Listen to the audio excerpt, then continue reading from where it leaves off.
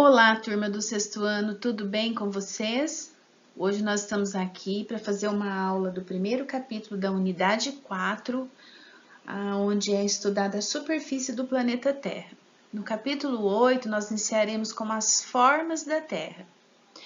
Lembrando, pessoal, que nessa unidade a gente vai estudar o papel dos agentes internos e externos na criação e transformação do relevo, que são forças externas e internas que agem aí na formação e transformação do nosso relevo em toda a crosta terrestre, as diversas formas encontradas de relevo, né, em todo o planeta. E antes de começar, eu queria colocar um fato com vocês que não está no livro, mas que é muito importante. A forma do planeta Terra não é nem plano, nem circular. A verdadeira forma da Terra é geóide, conforme vocês estão vendo aqui nessa imagem, que é como se a gente pegasse uma bola de futebol e fizesse pressão com ela sobre o chão. Ela vai ficar levemente achatada. Então, essa forma geóide é a verdadeira forma do nosso planeta Terra.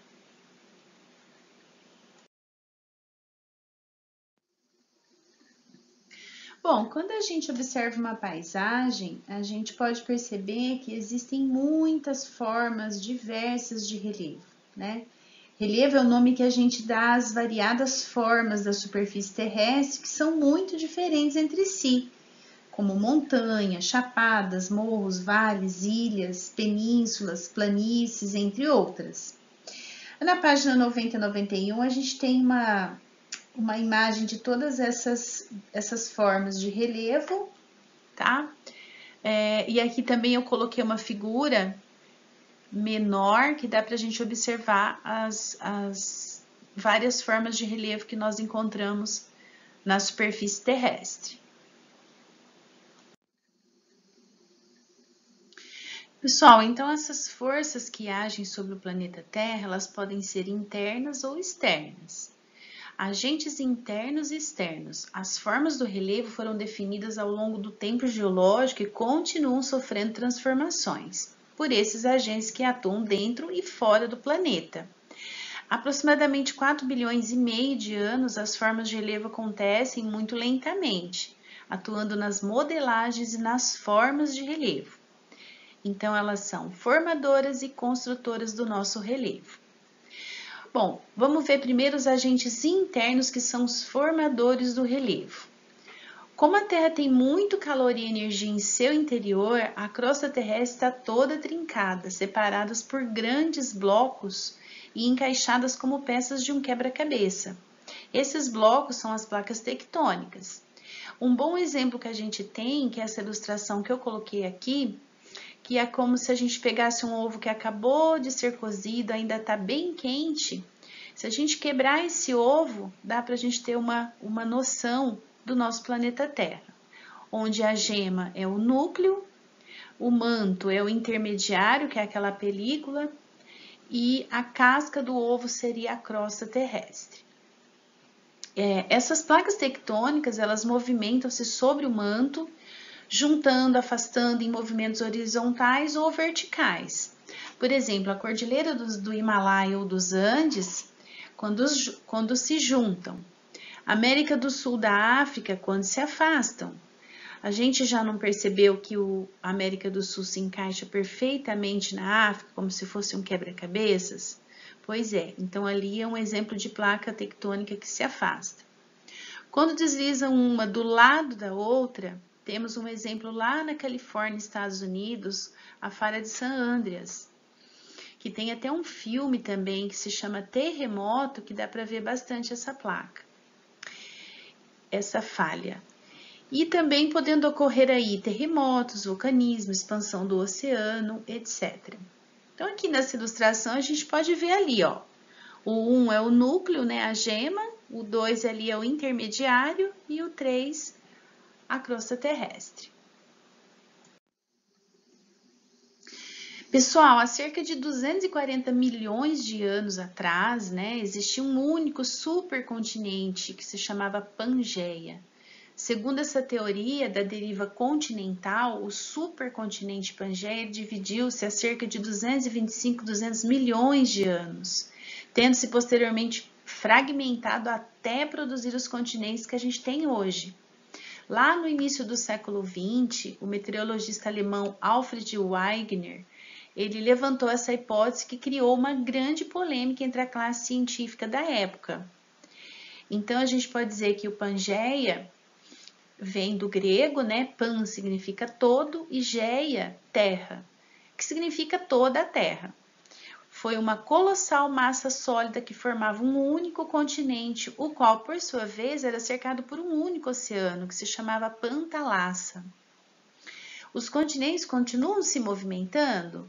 Sim, gente, eles continuam se movimentando, todas as placas tectônicas estão em movimento constante, e daqui a uns 250 milhões de anos, os continentes podem se juntar novamente, só que aí no sentido oposto ao da Pangeia. Então, não no sentido aqui América do Sul e África, mas no sentido oposto. Lembrando que essas placas, elas estão na litosfera. Do grego litos é igual a pedra, que é essa camada sólida externa que a gente tem aqui na superfície do planeta Terra, que somos considerados um planeta rochoso, tá? Constituído por rochas e solo, divididas então por essas placas tectônicas, que tem aí uma profundidade entre 440 e 660 quilômetros. Lembrando que as placas que estão no fundo do oceano, elas têm uma profundidade menor, né? Porque está abaixo do nível do mar, ok? Aqui, ó, nessa primeira figura, a gente está vendo então o supercontinente Pangeia. E na figura 2, a gente consegue ver aqui a Laurásia e a Gondwana, que eram aí as divisões, as primeiras divisões que fizeram após essa teoria do Pangeia. E aí a gente vê aqui, ó, na Laurásia, né, a gente pode ver aqui então a Europa junto com a Ásia, e embaixo a gente vê no Gondwana, nós estamos vendo aqui a América do Sul, África, Antártica, todos os continentes aqui, todos unidos.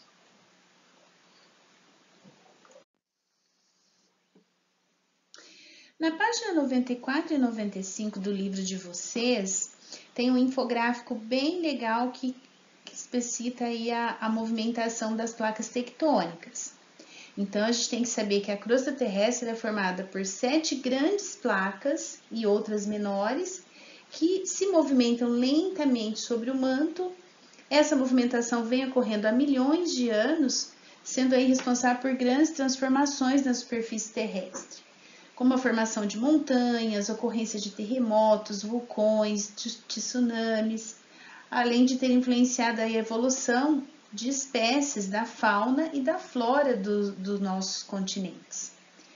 Então, esse infográfico aí, ele tá bem legal, ele representa de forma esquemática alguns desses movimentos, né? Tem aí as flechinhas que vocês podem ver. Eu queria só chamar a atenção de vocês aí para a nossa placa, que é essa sul-americana. A localização do território brasileiro no meio da placa sul-americana explica a estabilidade tectônica em nosso país. Portanto, a gente não temos assim vulcões ativos, nem ocorrência de grandes terremotos. A gente vai ver sobre isso no capítulo 17. Mas aqui no Brasil a gente tem uma estabilidade bem legal, porque a nossa placa ela é bem grande e nós estamos quase no centro da placa.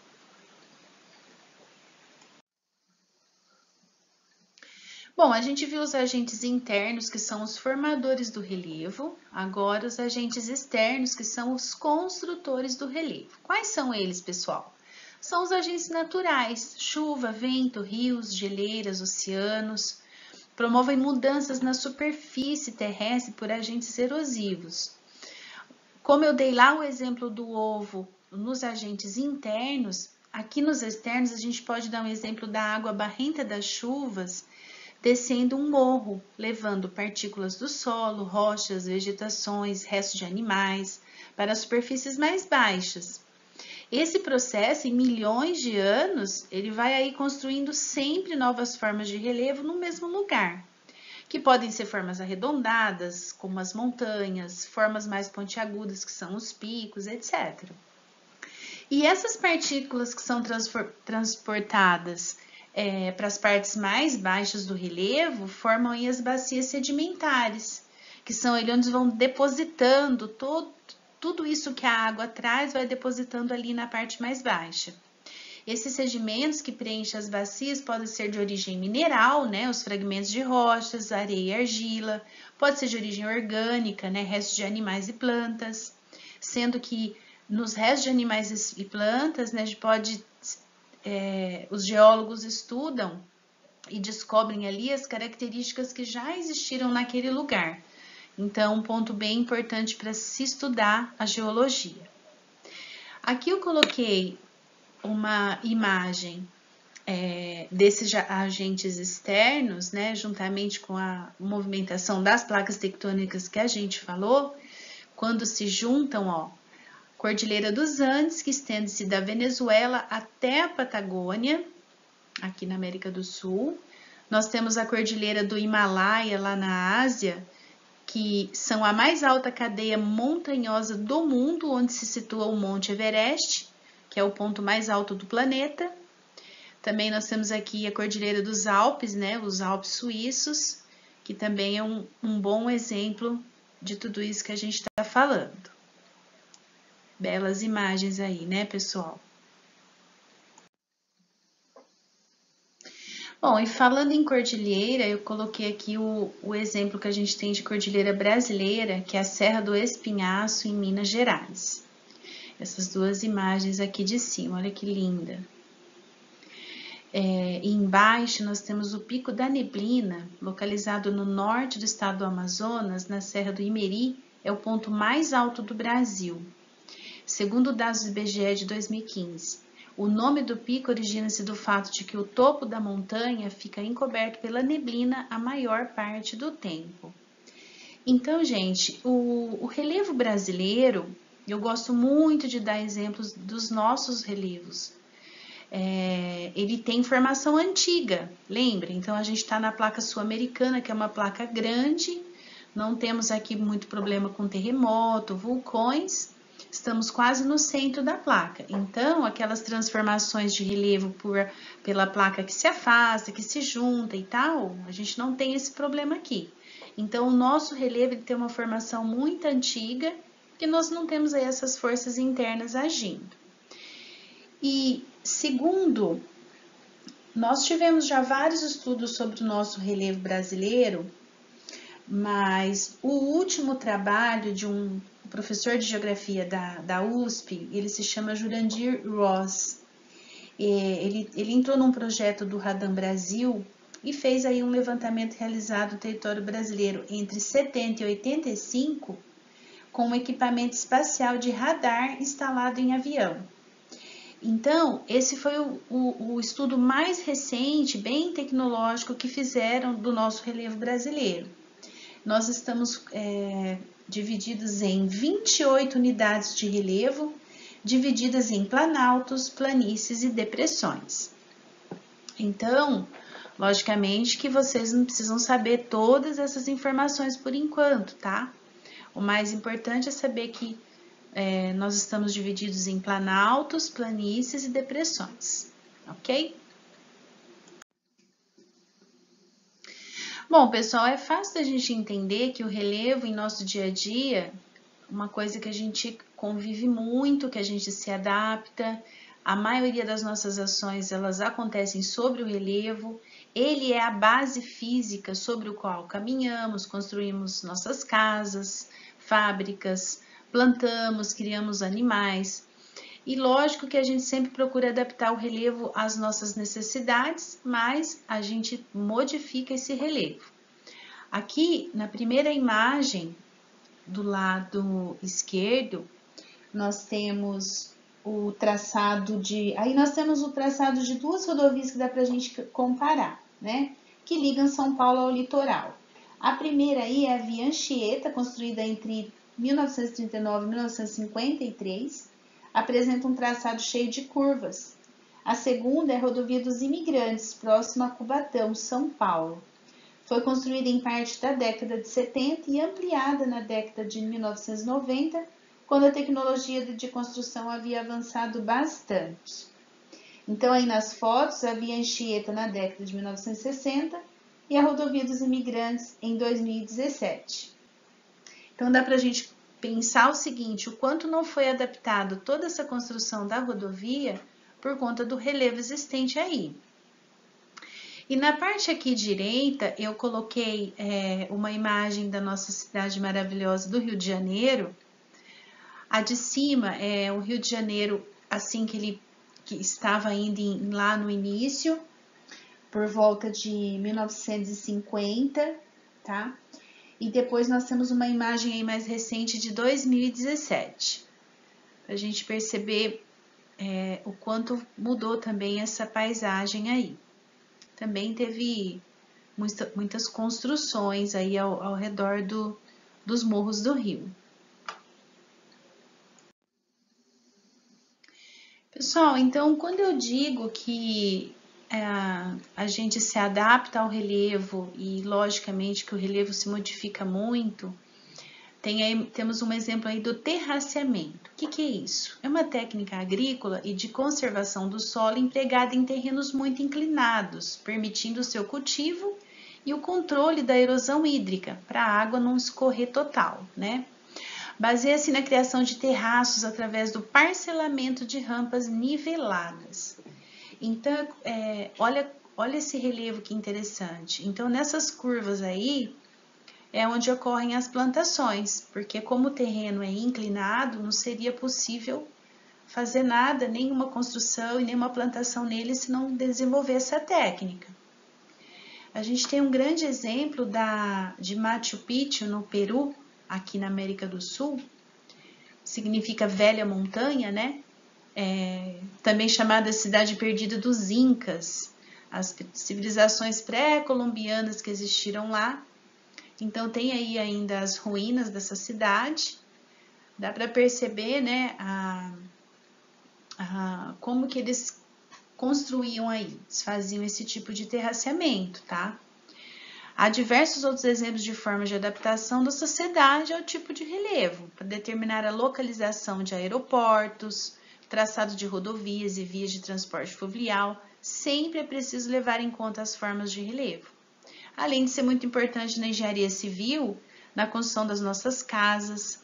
Um exemplo muito forte disso são os deslizamentos que a gente tem nos morros do Rio de Janeiro, né? Que é uma área onde não está preparada para receber construções, terrenos inclinados, né? São muitos morros, e com aquela questão da erosão das águas das chuvas, a terra fica bem fofa, e aí tem a ocorrência de muitos deslizamentos, desmoronamentos, ok?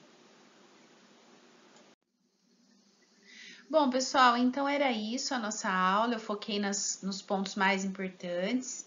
É um capítulo curto esse, espero que vocês tenham entendido. Qualquer coisa podem ir anotando as dúvidas, estou sempre à disposição, tá bom? Deem uma boa lida também no capítulo, façam as atividades da plataforma e fiquem bem, até mais e um beijão para vocês. Tchau, tchau!